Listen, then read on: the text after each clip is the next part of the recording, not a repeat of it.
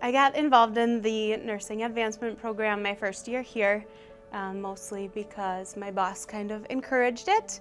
But then I've just kind of continued every year. It's a great way to get money to put towards education and things. For putting together my portfolio through the years, I've kind of figured out ways to make it easier on myself towards the end of the year.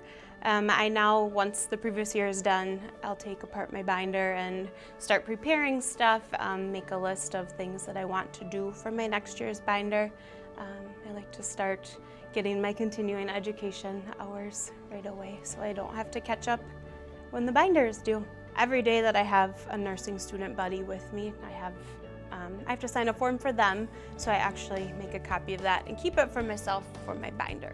So kind of as I do that or pick up extra shifts, I will document that, make copies of it, and keep that for my binder so that when it comes time to put my binder together, I'm prepared and not scrambling and trying to figure out, oh, when did I help out extra or when did I do this or that.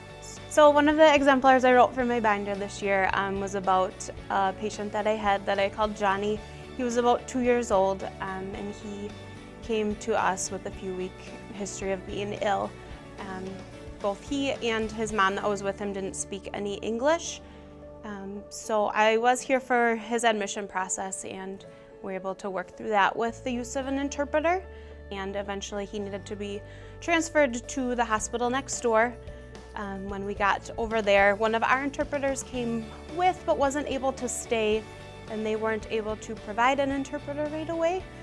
So once we had kind of found a waiting room for his mom and his aunt to stay in, I waited with them, and I don't have an extensive Spanish vocabulary, but was able to just tell them little things, kind of make small talk with them, try to keep them comfortable, answer any questions they might have that I understood and was able to respond with.